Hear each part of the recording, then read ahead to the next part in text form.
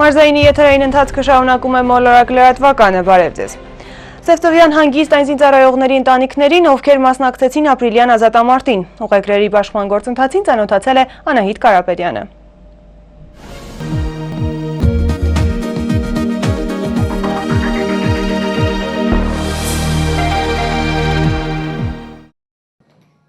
Հատուցում ազատամարտիկներին այս ծրագիրը Լոռու մարզու մարդ բարեգործական ընկերության, Լոռու մարզպետանի և մարզի համայնքների հետ համագործակցությամբ է իրականացվում, որի շրջանակներում Սևծովի ափին ամառային հանգիստ անցկացնելու նպատակով անվճար ուղեգրեր են բաշխվում ապրիլյան քարոզիա պատերազմում Լոռու մարզից զոհված կամ վիրավորված, ինչպես նաև պատերազմական գործողություններին մասնակցած զինծառայողների ընտանիքներին։ Ծրագիրն իրականացվել է միայն Շիրակում, իսկ Լոռին որպես այլ մարզ միակն է ու առաջինը։ 5 տարի շարունակ եղել է Շիրակի մարզում, այս տարի 6-րդ տարին Լոռու մարզում է իրականացվում, պետք է ասեմ, որ այս վերջի քարոզիա դեպքերը մեզ ցույց տվեց, որ ինչ որ անում ենք ազատամարտիկների համար, դերևս շատ քիչ է։ Իրանք իրենց կյանքն են ներդրել։ Մենք էլ փորձում ենք ինչ որ մի փոքր ուշադրությունով, վերաբերմունքով, այսպես հատուցում անվանելով ծրագիրը, հատուցել ինչ որ մի չափով հատուցել ազատամարտիկներին։ Մարզպետ Արսեն Դարփինյանը նշեց, որ վերը նշված ընտանիքները մշտապես մարզպետանի եւ հանձինս մարզպետ Արթուր Նալբանդյանի ուշադրության կենտրոնում են եւ մարզպետարանը պատրաստակամ է աջակցելու ցանկացած հարցում։ Ծրագիրն էլ ողջունելի է, ասում է փոխմարզպետը։ Շատ ուրախ եմ, որ Շիրակի մարզից ծրագիրը տեղափոխվեց նաեւ մեր Լոռու մարզ եւ միանգամից առաջի հենց ինֆորմացիայից հետո 44 շահառուներ 26 համայնքների ցանկություն հայտնեցին մեր եւ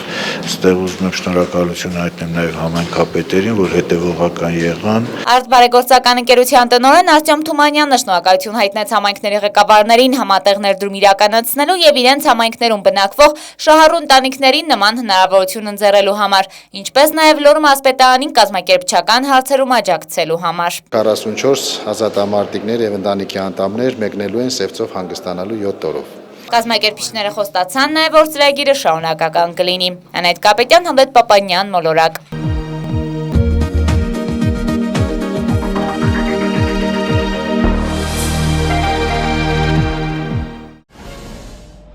Շարունակում ենք թողարկումը, այժմ առողջապահական ոլորտից։ Նորմեդ բժշկական կենտրոնի ծառայությունների մասին հերթական տեսանյութը ներկայացնում է Սարգիս Գոքորյանը։ Հետազոտության բարձր որակ, բազմակողմանի համակարգված ծառայությունների մատուցում և տեղեկատվության տրամադրում, հետազոտությունների կատարում կարճ ժամկետներում, ճշգրիտ մատակարարման շղթա, հարմարավետ միջավայր հիվանդների համար և բժշկական տեղեկատվության գաղտնիություն։ Սրանք Նորմեդ բժշկական կենտրոնի հիմնական սկզբունքներն են, որոնք ապահովվում են կառույցի ստեղծման օրից։ 2016 թվականին առողջապահության ոլորտ մուտք գործած կենտրոնը կարճ ժամանակ անց մեկ քայլ առաջ մղեց Հայաստանի առողջապահական համակարգը։ Բարձր որակավորում ունեցող բժշկական անձնակազմ, բարձր տեխնոլոգիաներով հագեցած սարքավորումներ, թեստային համակարգերի վերջին սերնդի հետ աշխատանք ու որակի վերահսկողություն։ Ահա այս եւ բազմաթիվ այլ առավելություններ թույլ տվեցին կենտրոնին արագ գրավել առաջատարի դիրքը Հայաստանի բժշկական ծառայությունների շուկայում։ Նորմեդը ապահովում է միջազգային չափանիշներին համապատասխան ստանդարտներ, ինչպես նաև հետազոտության արդյունքների ճշգրտություն։ Բժշկական կենտրոնը 2009 թվականից համագործակցում եւ վերահսկվում է միջազգային ՔԱՊ կազմակերպության կողմից։ Սա ամերիկյան որակի արտաքին վերահսկման ռեֆերենս լաբորատորիա է, որը լավագույն երաշխիք է Նորմեդի հաճախորդների համար։ Անցած տարիների ընթացքում բոլոր տիպի անալիզների վերաբերյալ Նորմեդի կողմից կատարված հետազոտության արդյունքները ՔԱՊ-ի կողմից ստացել են ամենաբարձր գնահատականները։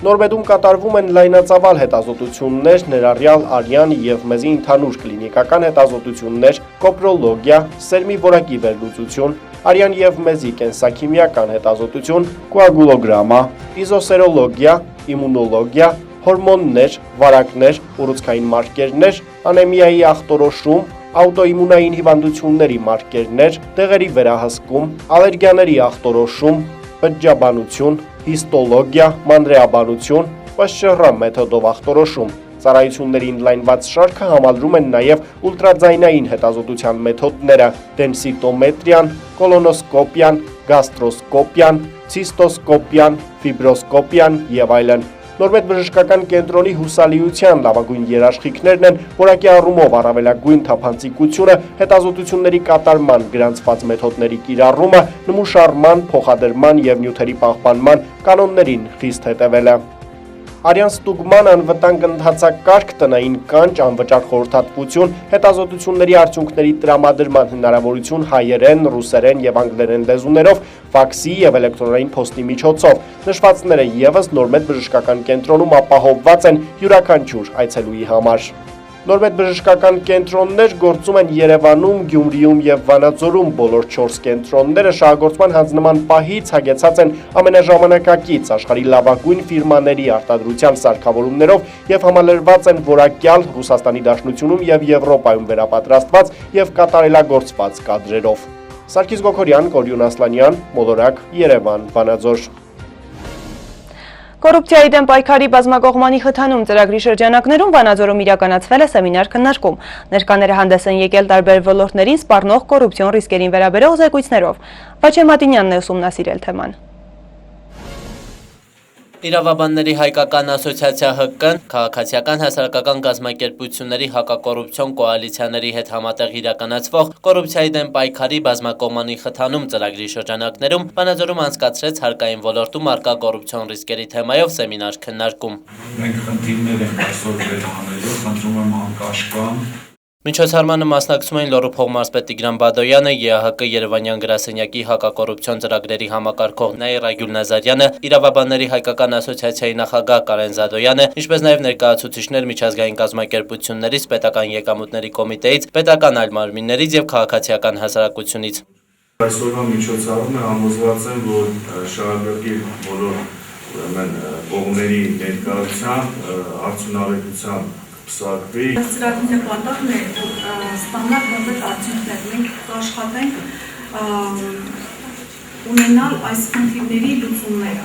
Ծրագրի նպատակն է մեծացնել քաղաքացիական հասարակական կազմակերպությունների դերը հակակոռուպցիոն բարեփոխումների խթանման եւ դրանց իրականացման գործում։ Միջոցառման ընթացքում ներկաները քննարկեցին տարբեր իրադրություններ, մասնակիցները ներկայացրեցին իրենց զեկույցները հանրային ոլորտում հնարավոր կոռուպցիոն ռիսկերի վերաբերյալ։ Վաչե Մատինյան, Արեն Ավագյան, Մոլորակ։ Այժմ տեղափոխվենք Դսեղ։ Այստեղ մի շարք համայնքների մանուկների համար հետաքրքիր միջոցառումների շարք է կազմակերպվել։ Մանուկների իրավունքների պաշտպանության միջազգային օրվան նվիրված հերթական միջոցառման մանրամասները ներկայացնում է Հանի Հարությունյանը։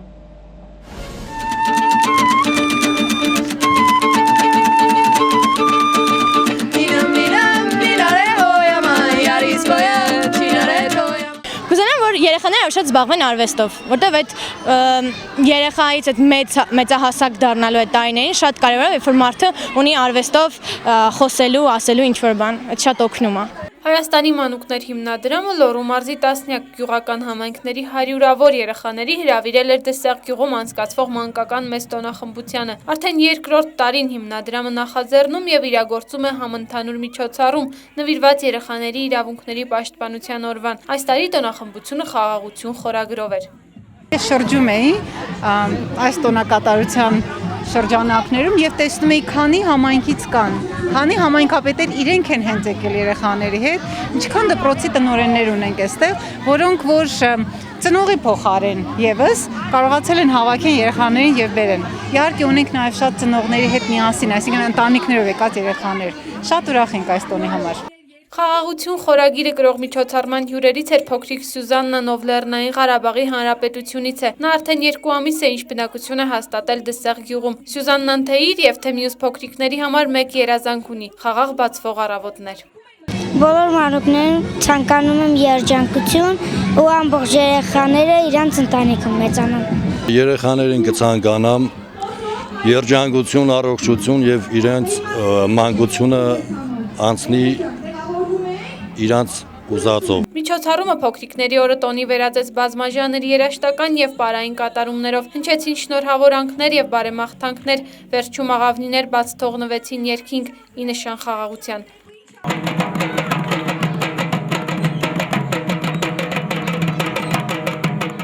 Անի Հարությունյան, Արեն Ավագյան, Մոլորակ, Դսեղ։ Մշակութային անդրադարձ։ Տարեկան ամփոփիչ միջոցառում է տեղի ունեցել Վանաձորի Տիգրան Չուխաջյանի անվան երաժշտական դպրոցում։ Աշխարհահռչակ կոմպոզիտորների ստեղծագործությունները հնչել են պատանի երաժիշտների կատարմամբ։ Մանրամասները հաջորդ տեսանյութում։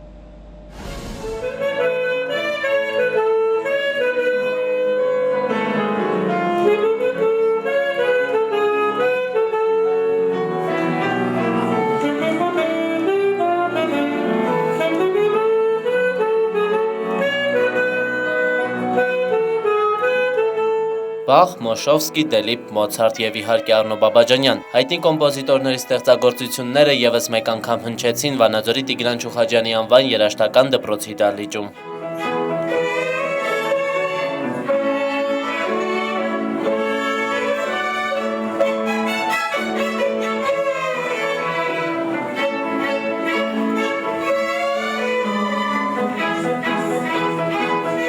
Երաժշտական դպրոցի սաները տարեկան ամփոփիչ միջոցառման շրջանակներում ներկայացնում էին այս տարվա ընթացքում իրենց սովորածը, նվագում էին դաշնամուր, փողային եւ լարային գործիքներ։ Գրեթե 2 տասնյակ աշակերտ մեկ ամիս շարունակ Վանաձորցի հանդիսատեսին ներկայացավ դասական երաժշտական ներկայացումներով, ինչպես հեղինակային, այնպես էլ ֆրանկոֆոնիայի օրերին նվիրված միջոցառումների շրջանակներում։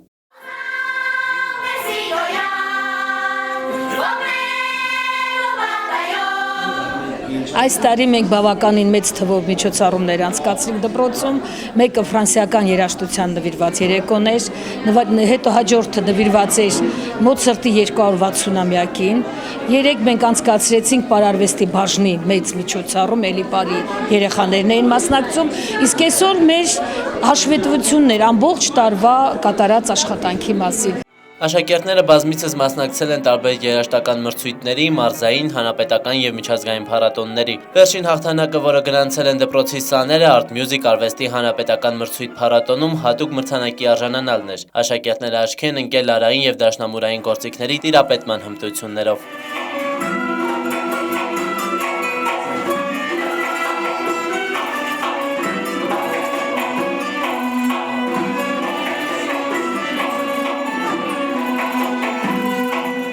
Այս տարի դաշնամուրային բաժնի մի աշակերտուի Շահանե Միսկարյանը եւ կանոնի բաժնի աշակերտուի Շուշանիկ Քարհանյանը մասնակցեցին Երևանում կայանալիք Art Music հանրապետական մրցույթում եւ ստացան հատուկ մրցանակներ իրենց լավագույն կատարման համար։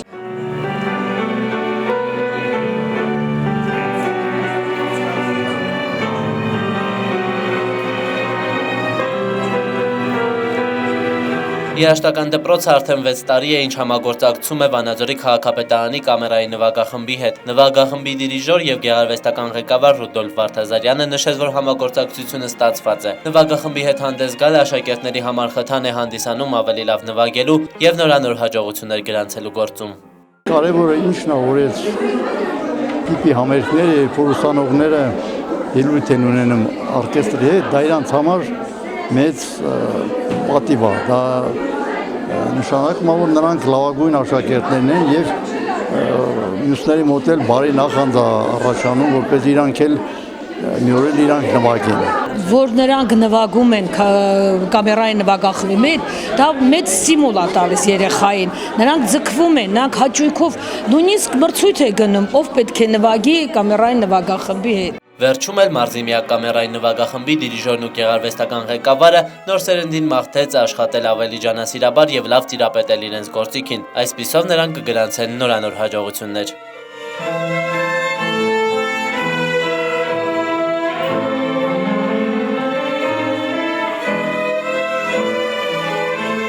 Վաչեմատինյան, Արեն Ավագյան, Մոլորակ։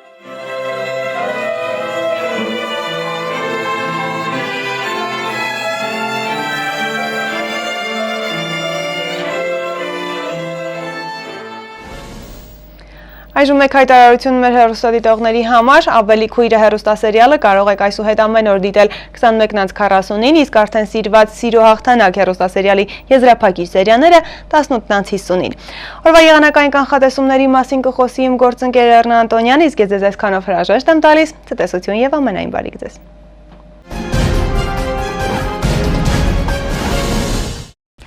Բարև ձեզ եղանակի տեսության աջակիցն է լյուքս էլեկտրոտեխնիկայի մասնագիտացված խանութ սրահը, այժմ եղանակի մասին։ Հանրապետության տարածքում վաղը հունիսի 9-ին սպասվում է կարճատև անձրև եւ ամպրոպ։ Քամին կլինի մինչև 5 մետր վարկյան հեռագությամբ, օդի ջերմաստիճանը կնվազի 1-ից 2 աստիճանով։ Լոռու մարզում օդի առավելագույն ջերմաստիճանը կլինի մինչև 16 աստիճան տաքություն։ Այժմ ջերմաստիճանն ըստ քաղաքների։ Լաշիրում գիշերը սպասվում է 7, ցերեկը մինչև 12 աստիճան տաքություն։ Ալավերդիում գիշերը կանխատեսվում է 12, ցերեկը մինչև 16 աստիճան տաքություն, Սպիտակում գիշերը կդիտվի 11, ցերեկը մինչև 16 աստիճան տաքություն, Ստեփանավանում գիշերը կանխատեսվում է 11, ցերեկը մինչև 15 աստիճան տաքություն, Մարզկենտրոնում գիշերը կանխատեսվում է 12, ցերեկը մինչև 15 աստիճան տաքություն, Երևանում գիշերը սպասվում է 14, ցերեկը մինչև 25 աստիճան տաքություն։